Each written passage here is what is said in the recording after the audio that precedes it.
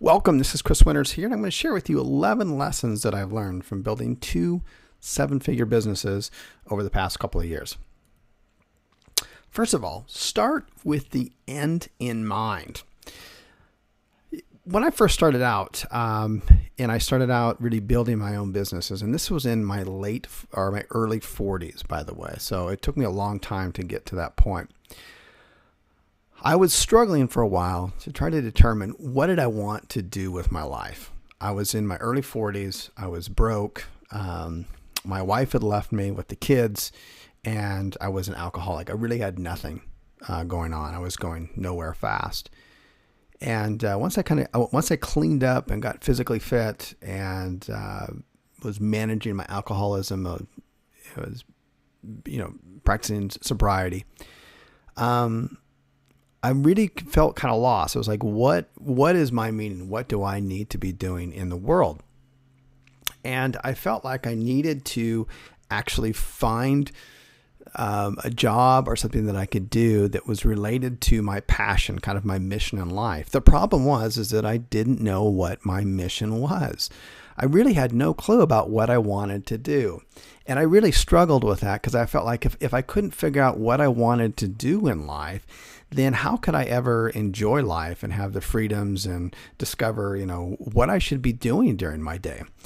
So I really struggled with this for months. And then I talked to somebody who was a mentor of mine, and he took me through the exercise of starting with the end in mind. He said a lot of us, it's very common to not know what we want to do. Some people may go their entire lives not really knowing what they want to do or fulfilling their passions. So he said, let's start with the end in mind. Instead of getting specific on what you would do, like what job or task or business that you would open up, instead start with your lifestyle. What kind of lifestyle, what would your ideal lifestyle look like at the end? And so that's what I did. And my ideal lifestyle, the end result, if you will, is to add value through others through what I'm passionate about. And that's what I do. I mean, what I share in the world right now is 2 things that I'm passionate about. One is running a virtual business, and it happens to be a pay-per-call business. And that gives me all kinds of freedoms that I didn't have before. And the other thing that I'm passionate about is becoming physically, mentally, and spiritually healthy and becoming completely drug and toxic free. And so those are the 2 things that I'm passionate about. Those are the 2 avenues that I share with the world. And those are the avenues from which I earn my living from. Now, part of my end goal too was to have a lifestyle business. Now, a lifestyle business is a new term that's come up since all the .com era. And it's the ability now that you can build high net worth companies where all the employees are virtual and they're surrounded all over the world. And that's a business like Eben Pagan runs. Whereas if you take a different type of entrepreneur, the more traditional ones, they will have a brick and mortar type of business. And the brick and mortar type of business is something that maybe like a Steve Jobs would open up. Okay. He has an office space. He's got all of his creative power and people there. And that's what he enjoys doing. Where I enjoy more of a lifestyle business where I can get up and travel. I can be virtual. I don't have the overhead and stuff like that. So I knew that even though I didn't know what I wanted to do, I knew I wanted a lifestyle business because if it's virtual, it equals freedom. And I wanted to add values to about things that I'm passionate about, things that I'm actually doing in my life. And then I want to have rich experiences with my family. Now I did get myself cleaned up, and I got my wife back and I got my kids back, and I'm so grateful today that they are my biggest assets and treasure in my life. And so I always want to have rich experiences with them, and we can't have rich experiences together if dad's always worrying about money and bills and is having to drive to work every day. And if it's my own business, then typically the standard entrepreneur, especially with a brick and mortar, is going to be working long hours, weekends and stuff like this. And I just wanted to have rich experiences. So now we travel around the world and I live virtually. At the time of this recording of this, I'm in Korea, and we're already looking at our next location that we'll spend maybe the next 3 to 6 months at, and we're probably looking at Spain. Anyways, and I want my kids. What I want to pass on to my kids is that I want them to become entrepreneurs. I want them to become passionate about something and then do that and then share that with the world. And whenever you're transferring over value to the world, then money somehow is going to flow back to you. So I want my kids to become entrepreneurs. I don't want them to get back into the 9-to-5 job. I think it startles creativity. It doesn't allow you to fully express yourself. Now, these aren't the rules. These are just my general belief system. So, and it is kind of a form of modern day enslavement, when you're exchanging your time, actually your life, a big part of your life, 40 to 50 hours of your life, you're exchanging that for some dollar bills, okay, or some money. And that is a form of enslavement, and that's a very high price to pay. And I've just seen entirely too many adults who, in their mid-40s, are absolutely and totally miserable with their career choices. And they did everything right in the beginning. They went to college. They got the good grades. They went off and, some of them became lawyers. Some became dentists. Some became PhDs and went on to higher education and teaching at nice Ivy League schools. And all these things are nice, but it usually doesn't feed you on the inside about what you want to do. So I think it's better to start with the end in mind, not a specific end, but just how would your day look like? What would you be doing on here? What type of business do you want? Do you want to have to come to work every day at a particular time? Do you want to lead people? Some people have a great passion about wanting to open up a business and actually lead people and add value to the world, and that's fantastic. There's a great company that does that right now. It's called Mindvalley. Mindvalley's out of Malaysia. And they're very good at that. They're not necessarily a lifestyle business. They're probably a mix of lifestyle to having everybody under one roof. So start with the end in mind. Become very clear about the kind of days that you want. Do you want to have rich experiences? Do you want to travel? Travel's not for everybody. I know a lot of people say that, but until you've actually been on the road for a couple of years, travel may not be for you. So maybe that's not part of what you want to do. Think about your kids if you have kids. I mean, really pouring into them some of your passions and your dreams gives you more meaning and makes you a better adult. This is one of the mistakes that I made that I would really encourage everyone out there not to do this. And I wish I would have hired a full-time virtual assistant sooner than I did. I took entirely too long to do this. And because of it, I lost a lot of time. I lost growth in my companies. And I lost valuable time with my family because I was doing tasks that were really not best suited to me. They were more kind of meaningless repetition tasks, and I could have easily handed that off to someone else sooner than later. So I would encourage you to do that. My first assistant, and I would suggest yours, is somebody who is good with WordPress. They understand YouTube, Facebook, hosting, and graphics, and they can do some good writing. I mean, maybe they're not the expert at all of these, maybe just one of them. Maybe they're really good at WordPress or they're really good at graphics, but they're pretty darn good with everything else as well. So they're more of a generalist. They don't have to be an expert writer, but somebody who can have, good command of the English written and spoken language. And then, when you hire someone like that, they're usually around. You can find good people, and I'm talking full-time. I'm not talking about someone who is a part-time or somebody who is virtual and has, several other clients that they work with as well. No, they work exclusively for you. And then you can usually get them from around $100 to $200 per week. And depending on where you are, that may sound like a lot or sound like a little, but I would encourage you at $200 a week or somewhere in between, you should be able to get a top-notch person that is ready, able, and willing to work really, really hard for you and contain these types of skill sets that I'm talking about, and even some more at that price. And just imagine for a minute if you were able to have that person and you had clear tasks and goals for them to do every single day. And it doesn't need to be complicated, just whatever you've got in front of you, your plate. Think about that. How would you keep that person busy for 8 hours, 5 days a week? And make the task really clear. Have a regular work schedule. I see this mistake all the time with entrepreneurs starting out.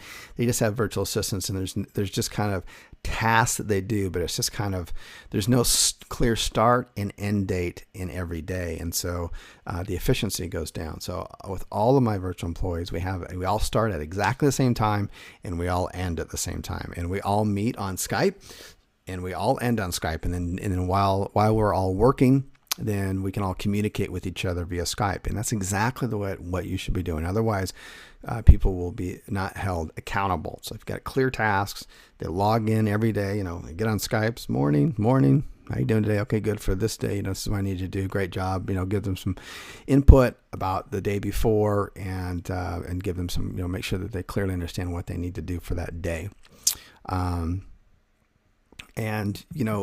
Even if you've got a business that you're working on right now, just imagine if you invested 8 weeks at, say, $150 a week for somebody full-time and skilled. Okay, so that's $600 a month, $1,200 in 2 months. And they were working their butt off for 8 consecutive weeks, and you were working alongside them, except you were working on your business instead of in it, and you were being a good project manager to this assistant.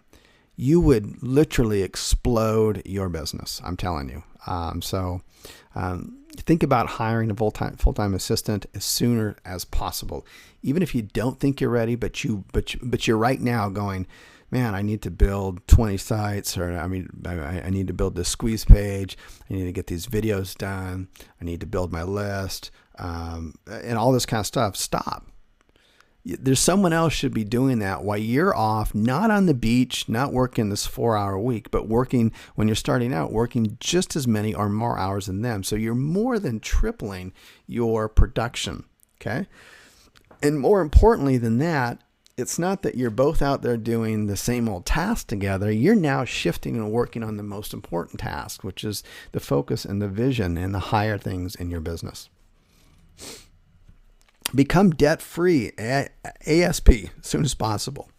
Debt is really a modern day form of enslavement. It's really, really clever. And it's, really, when you look at the world banks, and the U.S. banks and banks around the country, they're not backed by anything anymore. It's just pure paper. It's estimated that 80% of all currency that's in the market is electronic. It's not even in cash or coin. It's not even in paper. It's only about 20% is. It's very important that the banks keep you in debt. And what I mean by that, if you study at all some of the fractional banking systems, about how the banking systems really work around the world, where you go and you deposit, let's say $100, then what that means is that the bank can go and they can take $90 of that, and they can go and loan and get more money from that. So it ends up fraction and breaking the money up. So that's $100 that you put in there actually becomes $1,000 total, and 900 of that the bank can now lend out in loans. Okay, and then where does that money come from? It gets printed. That's the only way it comes up. So now, then it goes to the printing press and it gets printed to do what? To go out and to lend people money so they can get in debt, so they can incur interest. And then they have to work hard to incur interest. And then that interest, in order to pay that interest, where does that money come from? That money is now created by the interest. It has to be printed off again.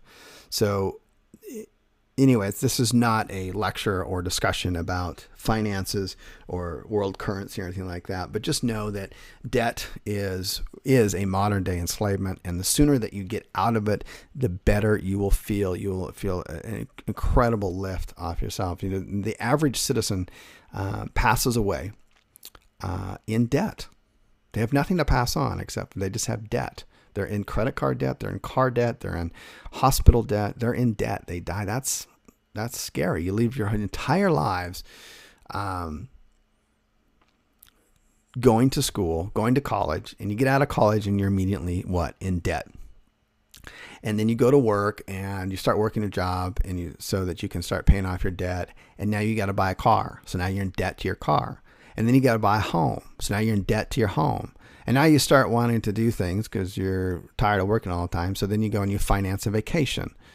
And then Christmas comes around and you finance those. And you get all these credit cards now because, maybe you're making $50,000, $60,000, $70,000 a year. So the credit card companies are going to be coming after you like vultures, wanting to lend you money to keep you in debt. And then you end up going and getting in this, you live in this cubicle that you pay interest on and debt on. You drive in a car that you debt on, and then you go and you drive to another cubicle where you work and you're enslaved to somebody else. And that's just not a pleasant way to live. And I've just recently became debt free about a year ago. And all of our homes, our cars, our credit cards, everything, 100% debt free. We took all of our credit cards and cut them up. We'd never do anything on credit. I would never in my entire life moving forward do anything on credit, period. Because the feeling of being completely debt free is so incredibly awesome. I would encourage everyone to start working towards that. And a good place to start with that, there's a lot of kind of debt free type courses out there. But Dave Ramsey and that's Dave Ramsey. You can just look him up online, Google him. That's a fantastic, it's a book. They have courses, and they have board games and stuff. And it's really exciting. He has a regular radio show, I think, like 5 days a week in the evenings. But so wealth is really not defined by the toys that you have, the cars that you have, all this kind of stuff. It's really defined by your freedoms for your own time, your freedoms to get up and do the things that you want to do, the freedom just to wake up one day and say, hey, I don't want to go to work. But a lot of people that they have to go to work because they've got bills to pay. It's whatever. I got bills to pay, so off I go. And it's really because everyone's doing it. You don't realize how insane it is until you pull yourself out of it. So this is another mistake I made. And the more that I talk about this with other people and I look at different experiences and I study all kinds of big businesses, how Apple started, Microsoft, all big companies and small companies, all of them, I would say, not all of them, but the vast majority, like 90+% of them, no matter how successful they are, the partnerships fall apart.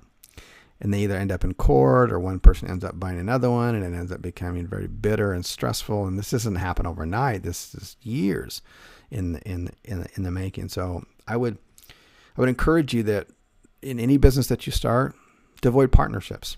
Just do it on your own. If you wanted to work with somebody else, have them have their own corporation and you have yours.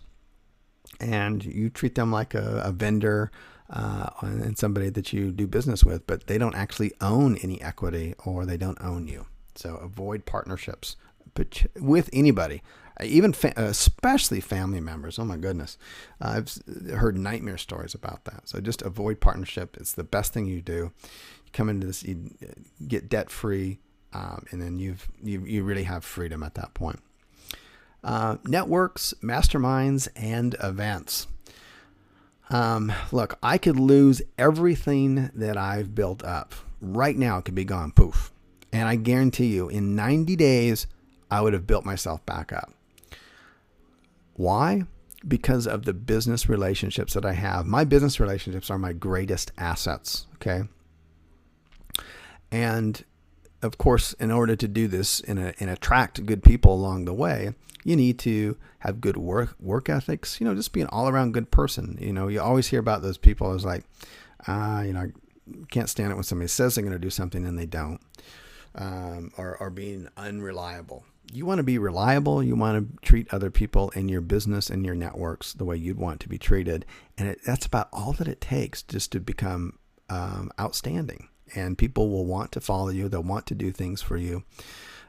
So at any kind of networks that you can, and I'm not talking about, don't do this when you go to networks and events. Don't like hand out your card and be one of those people.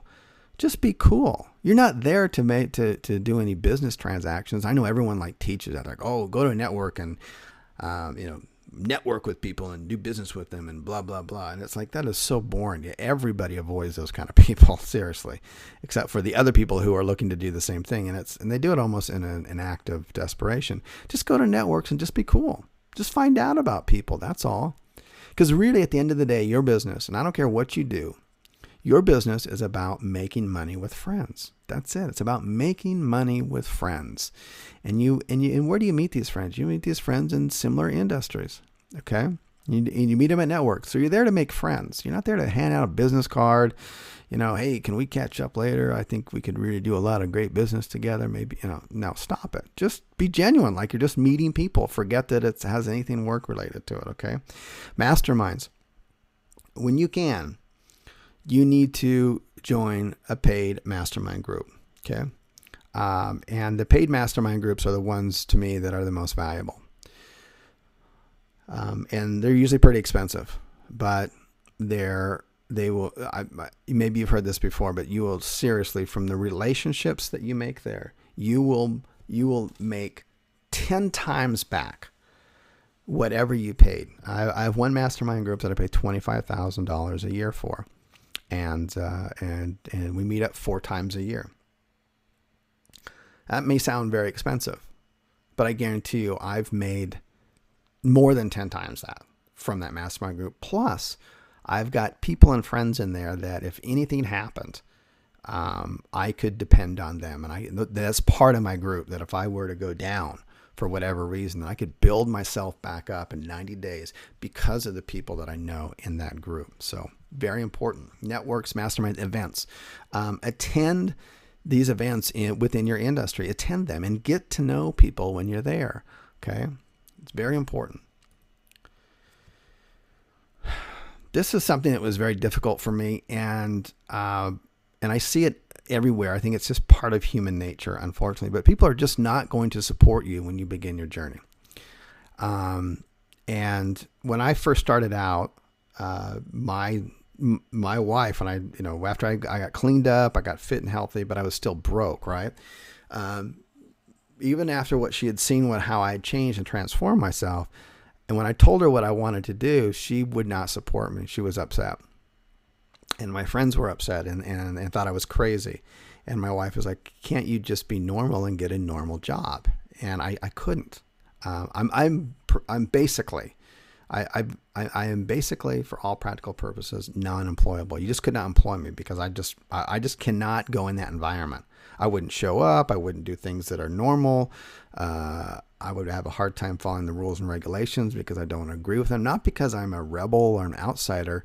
I just see the world differently.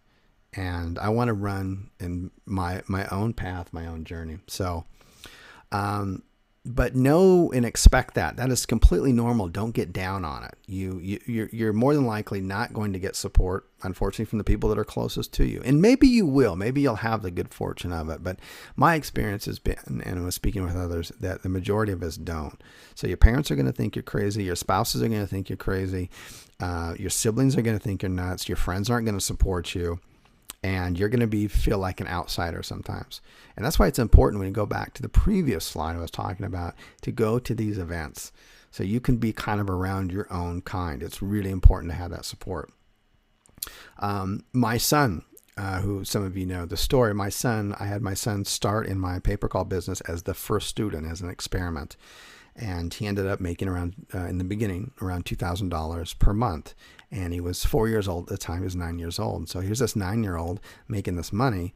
And he shares that with some of the kids in his class, and he got teased, and we actually got called into the principal's office. They were very concerned about it, and they were concerned, A, with how the kids were reacting, but B, they were also concerned that a kid that age would be making money. They were also they weren't supportive of it at all, even though after he just worked a few hours every week for just a few weeks. We got it all set up, and the rest of that was on autopilot. So anyways, just know that you're not going to get supported along the way unless you have other people that are doing the same thing you are. These mistakes I made for first year or so, and I paid the huge price for it. Start to get smart about taxes. You don't need to become the tax expert. You don't need to learn to become a CPA. Get more creative and kind of learn more top-level stuff about taxes. Find a tax expert out there.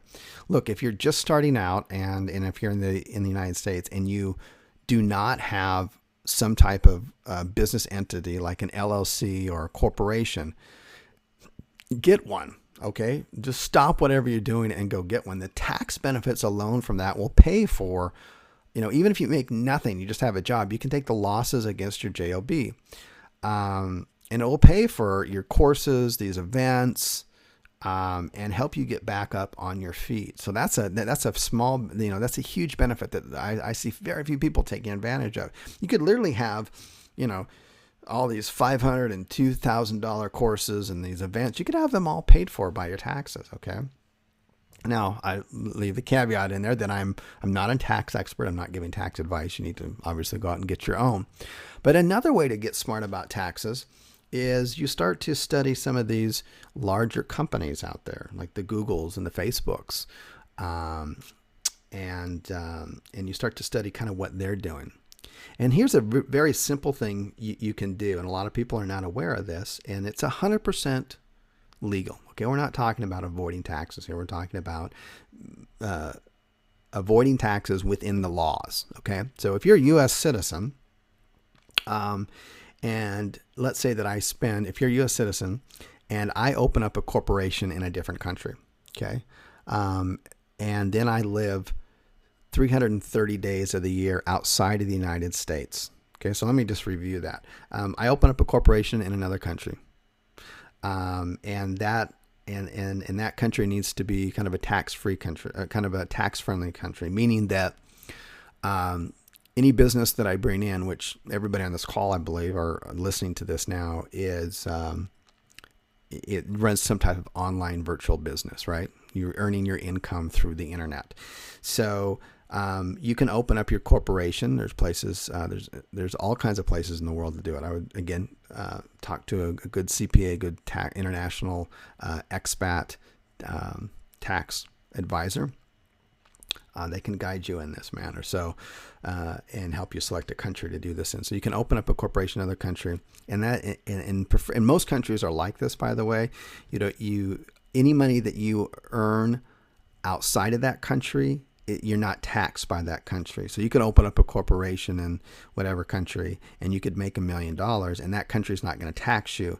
A, as long as you don't live there in that country, and B, you don't earn your money from the people there. So most internet businesses, you're getting your income from, online, from the United States, from, European countries. So there's a lot of other countries out there that are very tax-friendly, tax-haven. Just start Googling it.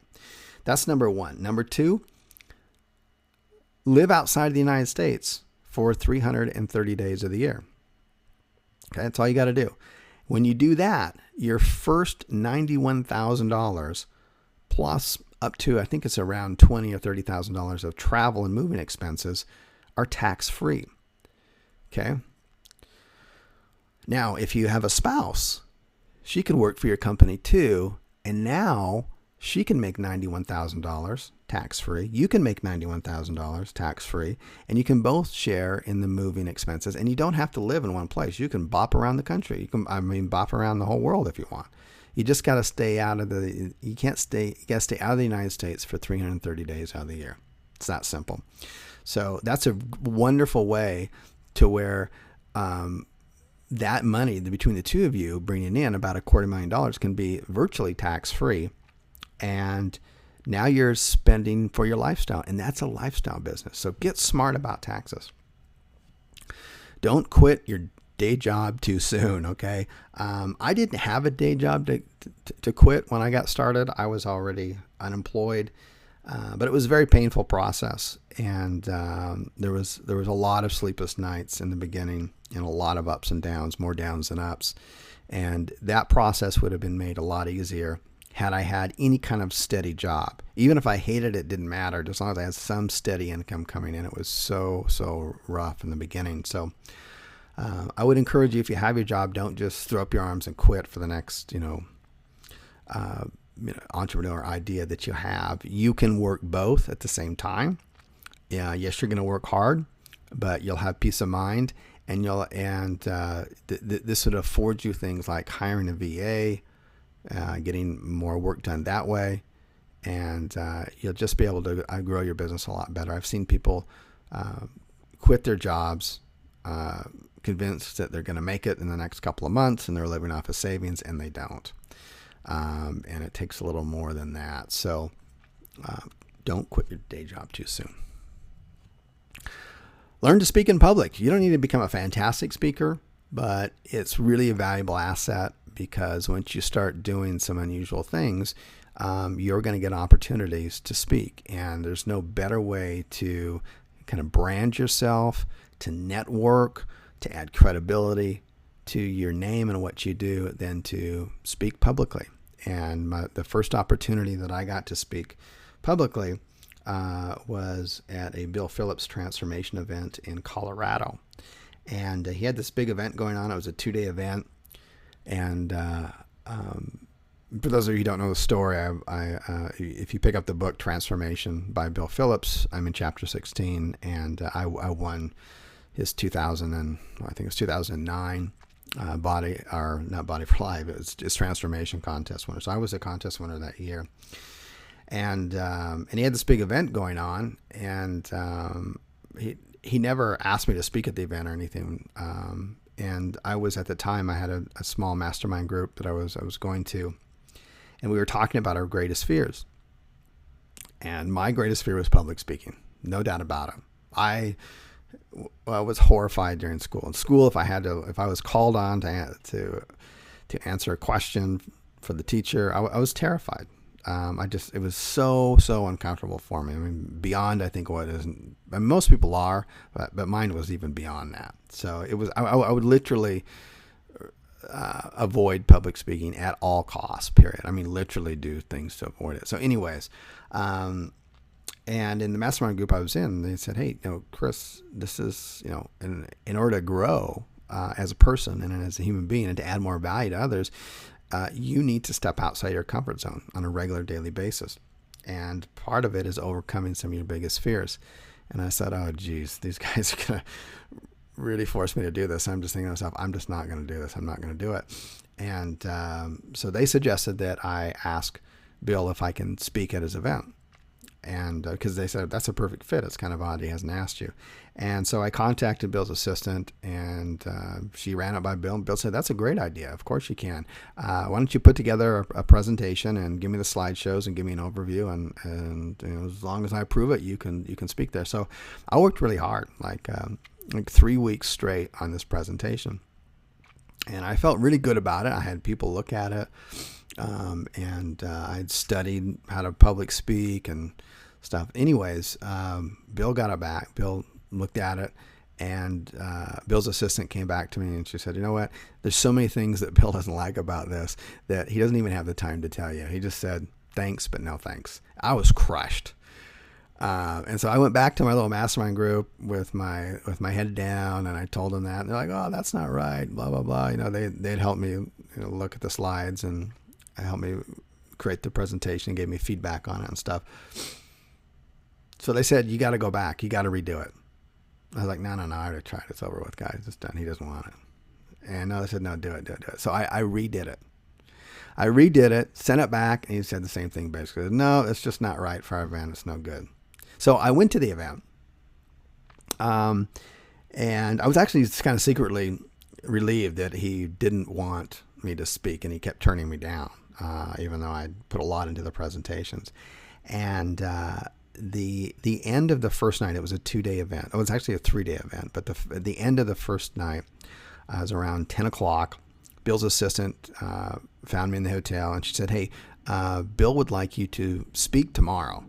There's a slot open, and he would like you to speak tomorrow after lunch." And I said, "You mean that speech that he didn't like?" And she said, "Yeah, well, you know how Bill is." And I said, I didn't bring it. I haven't looked at it in like 3 weeks. I don't even know if I'm prepared for it. And she said, "Well, here's my phone number. Text me and let me know no later than tonight at midnight." So I went down to the hotel business center, and I looked up on my Google Docs and my Gmail, and I had saved my presentation in there. And I went over the slides in my head, and I could have very easily said no, and it would have been okay, but I said yes. And I ended up speaking at that event. And I got literally hundreds of people emailing me, Facebooking me that it was one of the better presentations they've seen in a long time. And there was celebrities and all kinds of rock stars and stuff. I mean, literally rock stars, because Bill does nothing small. He does all those events huge. And that gave me the kind of freedom. I felt so free after that I had overcome that. And it was there was 500 people there. There was like professional film crews there, like ABC film crews that Bill had hired. I mean, the lights, everything. I mean, it was a totally professional event. And it was the best thing that I ever did. And I started speaking for Bill on a regular basis after that. And then when I got into online marketing, people asked me to come speak at their events. And I've spoken at several just this year. I actually turned down more than I go to, just because I don't like to. Now it involves international travel, and I don't want to come back to the States just to speak at an event unless it was something really spectacular. But anyways, it's given me the freedom. Do I still get nervous before every speaking event? Yes. Do I prepare like crazy? Absolutely. Do I feel uncomfortable doing it? Do I still get that little bit of a sick feeling beforehand? I do, always. But once I get up there and I do it, and when I'm done, I just feel freedom. So learn to public speak. It's really important.